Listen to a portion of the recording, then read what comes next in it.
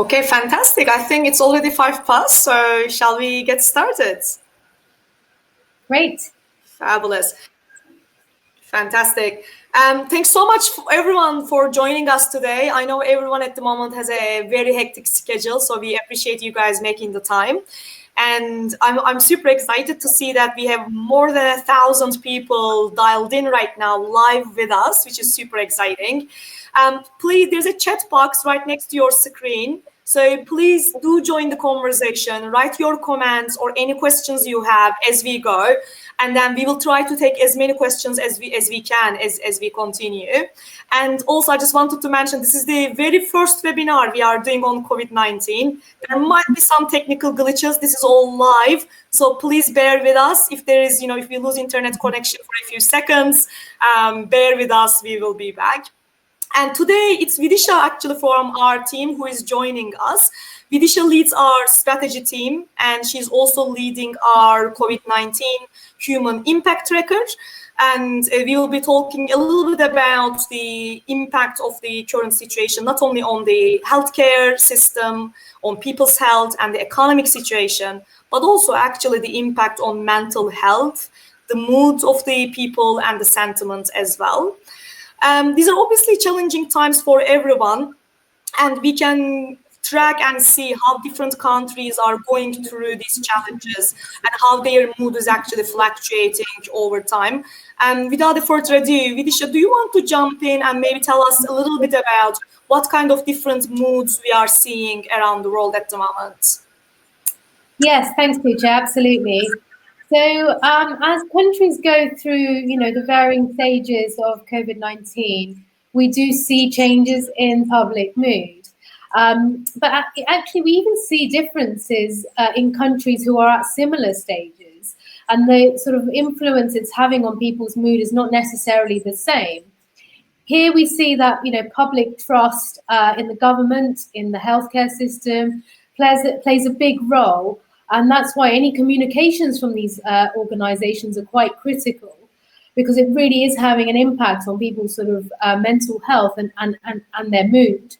I'm going to switch to the map right now. I think you can all see it. It might be a good time to go to full screen mode, so you can just clearly see as I navigate through the dashboard.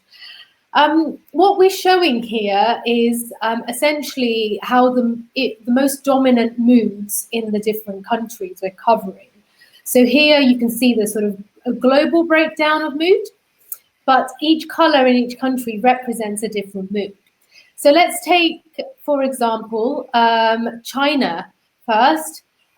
This is green. It's good, positive.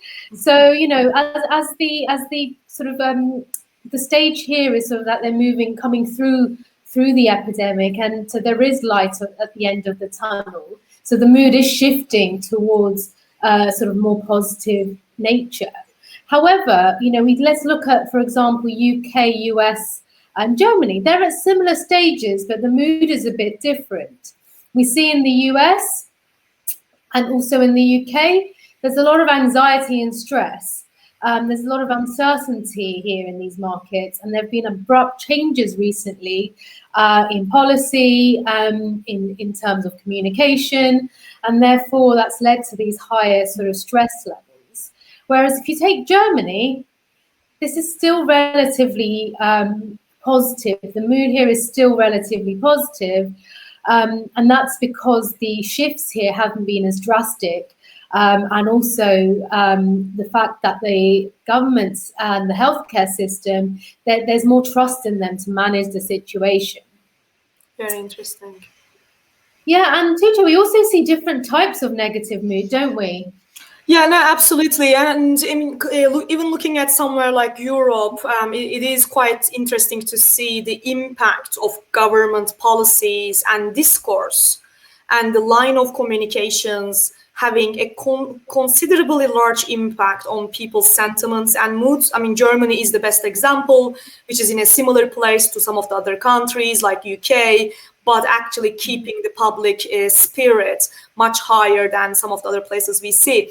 Canada and US is another really similar example where, although Canada is also negative, I believe orange is sad and depressed, Yes, whereas it is. US is anxious and stressed. So we don't see a uniform response.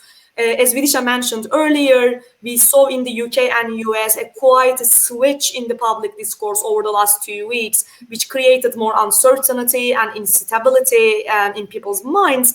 Whereas somewhere like Canada, dominant mood is more about not so much panicking about their own lives and livelihoods, but more so a deep feeling of sadness, not just for their own family situation or their own personal situation, but also for the world as a whole.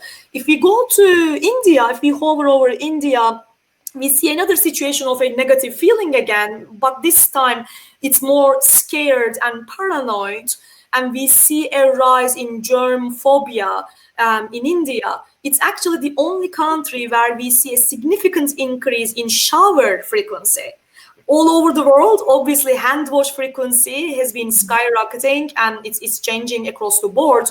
But India is the only place where we see a significant concern about germs, people avoiding to go out at any cost to avoid germs. And then when they come home, taking all their clothes off immediately, putting in the laundry, and then taking a shower, which is increasing not only the laundry frequency, but also the shower frequency as well.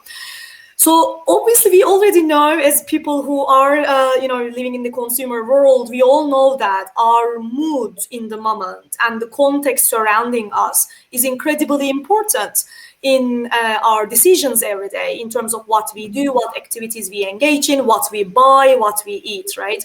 And the quantified effect of that is actually about 40%. About 40% of our decisions are explained by the mood we are in the very moment we are making a decision. Another 30% comes from the context.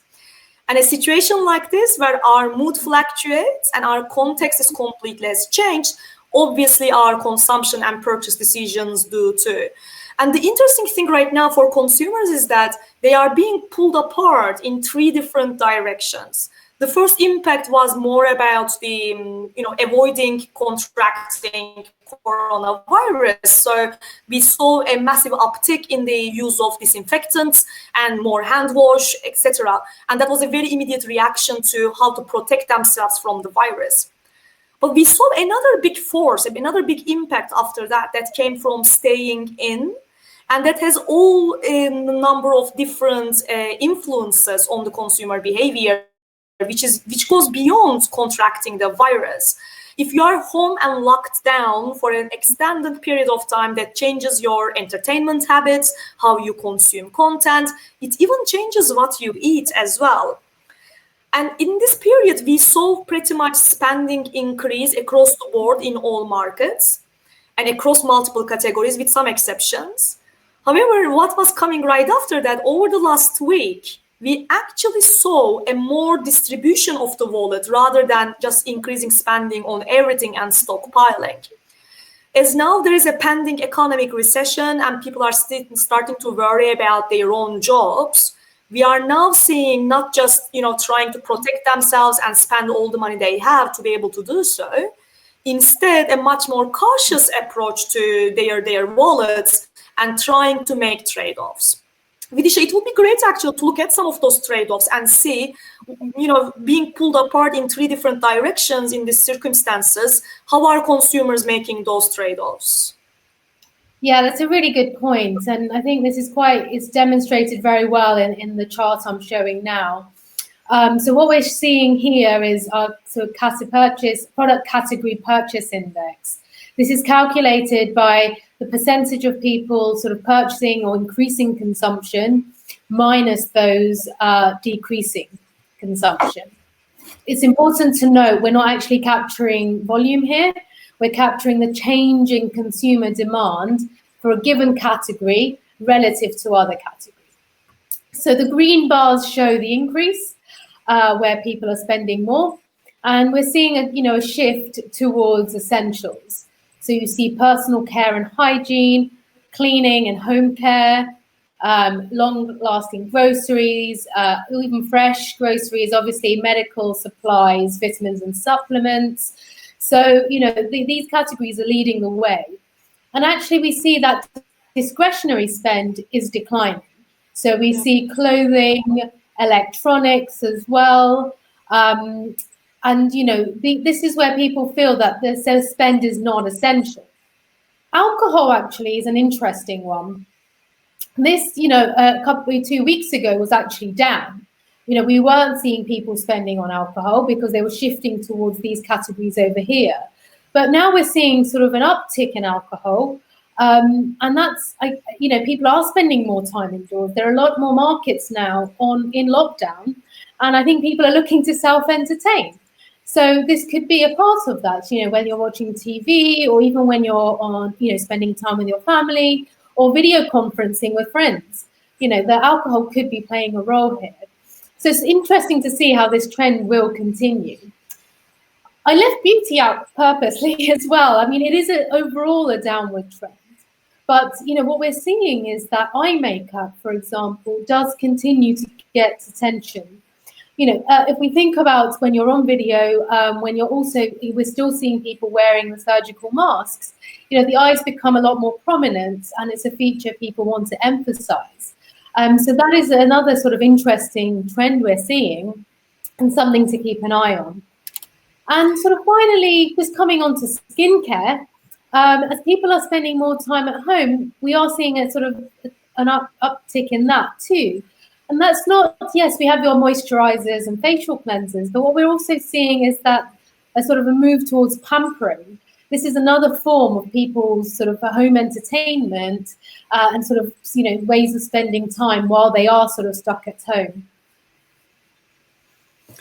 Well, that's very interesting. And the reactions do continue to change as the situation and the periods that we are experiencing this situation extends. Obviously, with the pubs and bars being closed now, we did see originally a period where alcohol consumption was also down. People were not buying that for their homes either. However, as the period within which we will need to stay home is getting longer and longer, and we are now seeing like Netflix parties emerging digitally to connect people, it will be quite interesting to see how alcohol continues to trade as the events unfold. And in terms of entertainment, obviously, watching Netflix and drinking is probably not the only ones that people are engaged in. Vidisha, can we have a look at what else the consumers are now turning to now that they can't go out? Yeah, so exactly. We do see entertainment coming through, but we also see sort of, social media, exercising in home, also sort of shopping in line and gaming coming through as well as activities that are on the rise. So this chart that I'm showing is calculated in a similar way to the one I showed previously, but it's activity engagement index, a percentage doing more minus doing less. So not surprisingly, we are seeing, obviously, eating out, pubs and bars and live events on the decline. And this is because a lot of these places are now closed down. Of course, international travel is on the decline as well because it's on hold. And we're also seeing, people moving towards sort of in-store shopping. While it's still continuing, it is on the decrease, and shopping online for groceries is on the increase. An interesting one we see is this sort of outdoor exercise as well. That is actually something that, at least governments here, the government in the UK is still encouraging, although, albeit at a limited amount, that you're still okay to go to the park and open spaces for a bit of exercise. But actually people are sort of moving more towards in-home exercising. So that's another interesting shift that we see as people are becoming more cautious and spending less time outdoors just generally. Another one that's quite interesting is food delivery. So this is different to shopping for groceries online. This is sort of your takeaways. That's also on the decline, which is quite surprising. Tuche, do you have a sense of why that might be? No, it is very interesting, and it's actually one we see across the world as well, with one or two exceptions. And what we are hearing from our bees around the world is actually quite a deep concern about hygiene.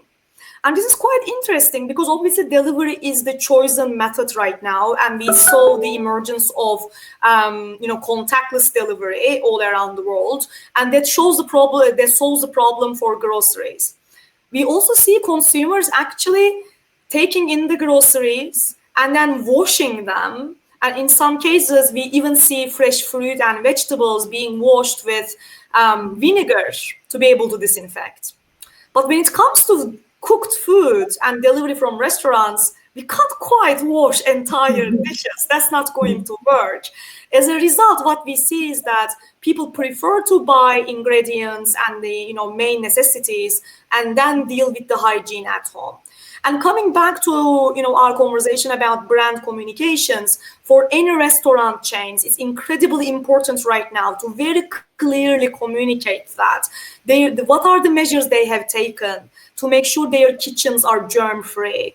Right? We are getting a lot of questions and a lot of comments from consumers about what they are wondering is, how can I trust that what is delivered to me here right now is not manufactured, is not cooked in an unhygienic environment? And the more we can do to communicate what are the additional measures we have taken in this situation, then the more comfort we will be able to give the consumers to be able to order food as well.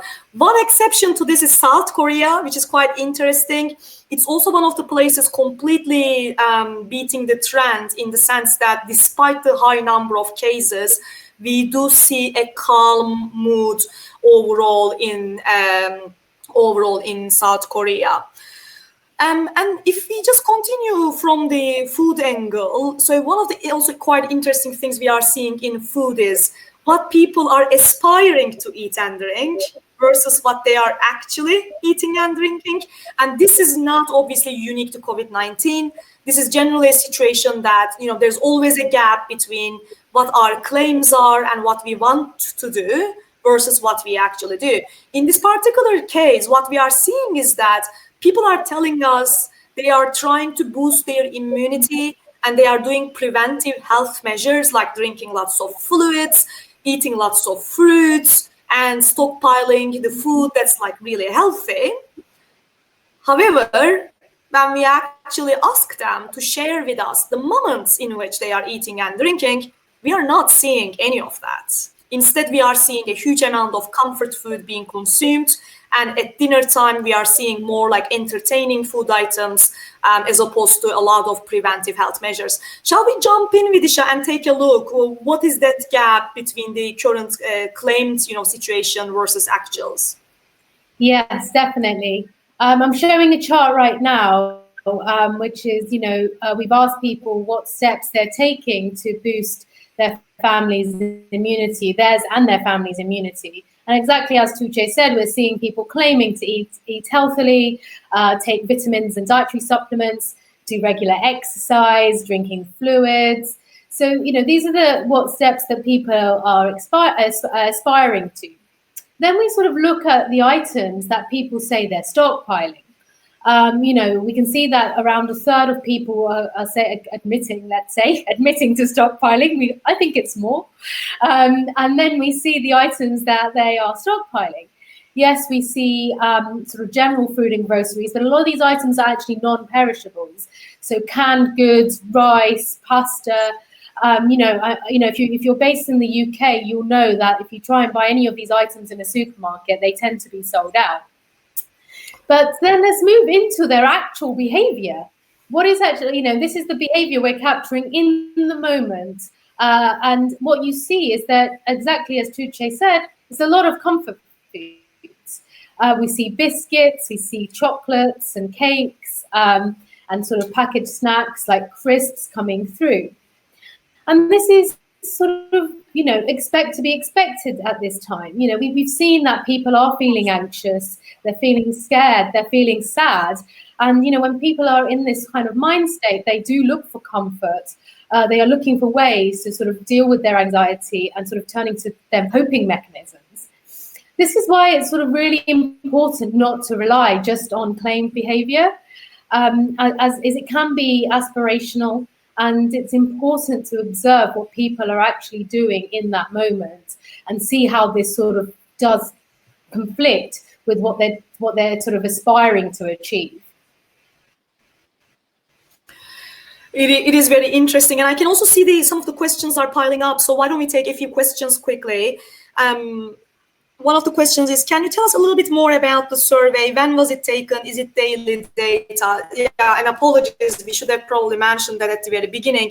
So we are currently covering about 100,000 in the moment logs from all around the world. This is the sample size on a monthly basis. However, we are actually reading the data on a daily basis, and this sample is divided into days and weeks. Some of the data we are actually doing on a rolling basis, week on week, and then some of them like fear levels and trust in government, mood, we are actually taking daily reads on those. Another question in relation to that is the category trend available for baby food? It is available. We are not going to touch on that today, but we will do a specific session on baby food as well. If you have any specific questions on baby food, obviously just let us know. And another question was asking what other categories we are covering. So as you can see, we mentioned already food and beverage, and personal care and hygiene, home care and laundry. Beyond that, we cover online food delivery, alcohol, pet care, and baby care as well. And the OTC and supplements is the other one we are currently already covering. If there are any other categories you would like us to talk about in these sessions, which we will do one in every week, please do write in the comments so we can make sure that we can look into that. We have a few more minutes left before we finish. So I'm just trying to see if there's any other key questions we can answer. As a confectionery brand, how should I communicate my brand message at the moment? How do we know if we have a right to play, or should we turn off the media spend completely for now?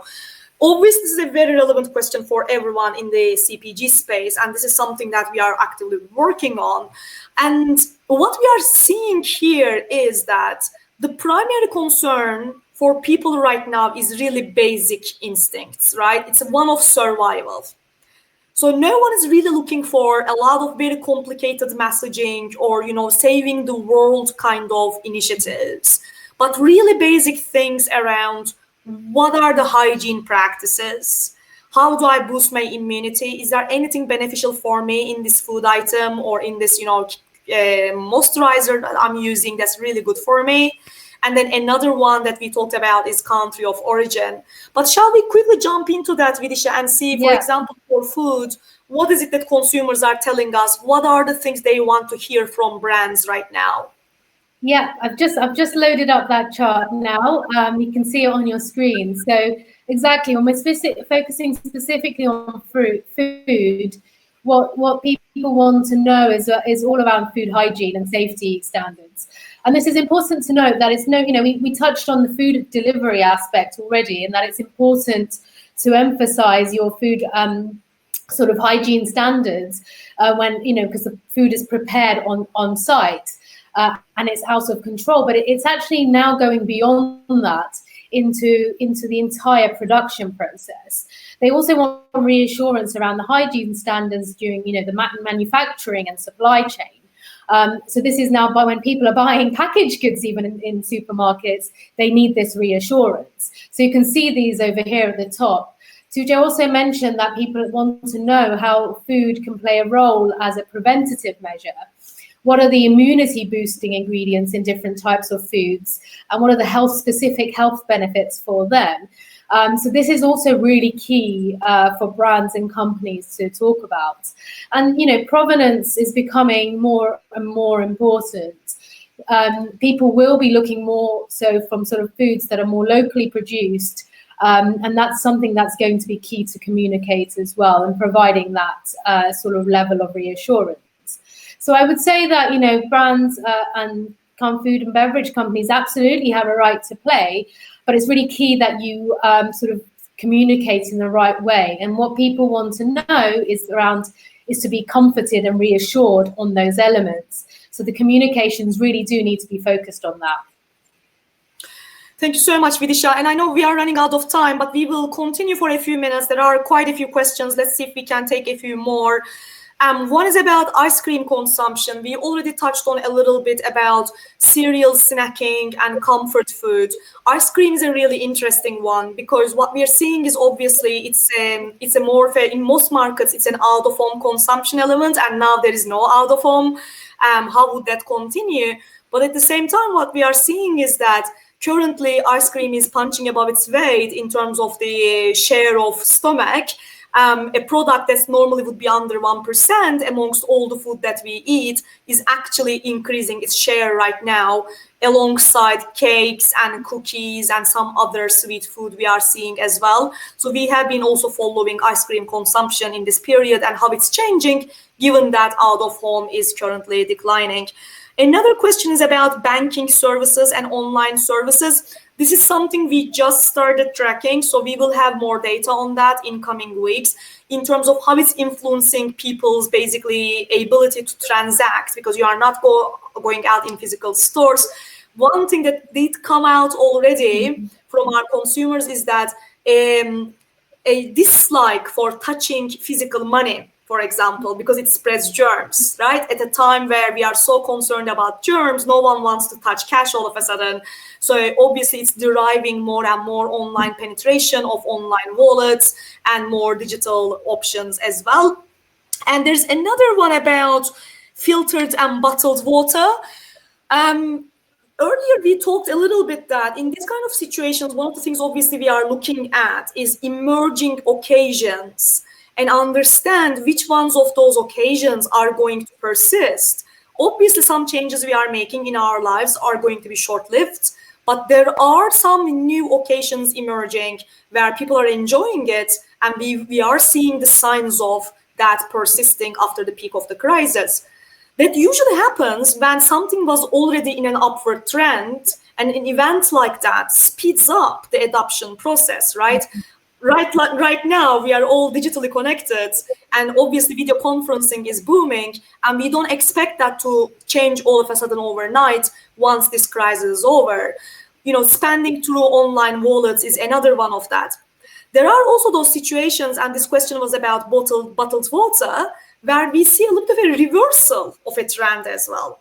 If we looked at the last 1 year's data, again, not claimed, actual observations, we were seeing people slowly shifting towards reusable cups, more filtered water, more like fountains, and there was a massive, push for no waste, no plastic. At the moment, unfortunately, we are seeing a complete reversal of that. Because obviously plastic bottles are disposable, and you use it, you just then throw it away, and there is no risk of contracting the virus or germs. So this is currently the preferred method for a lot of people to interact with water. Again, would we see this continuing because people are going to be so concerned about germs after the crisis? We will see. Currently, even in China, in other markets, we do see a decline in efforts towards no plastic and no waste. Fantastic. So we try to take as many questions as possible. I know still there are quite a few. What we will do is we will contact you afterwards, trying to answer any questions you have. We will keep these webinars going. We will pick up a different topic every week. So if you have any suggestions which one we should pick up, please let us know. Next week, we will be talking about trends in media consumption. What are the key platform apps people are using? What kind of content they are preferring to consume? And if there's another specific categories or any specific questions, do let us know. And thank you so much, Vidisha, for sharing these interesting insights and data with us. And thank you so much, everyone, for joining us in such a busy time. I hope you all stay safe and stay healthy. Take care. Thank you, everyone. Bye-bye.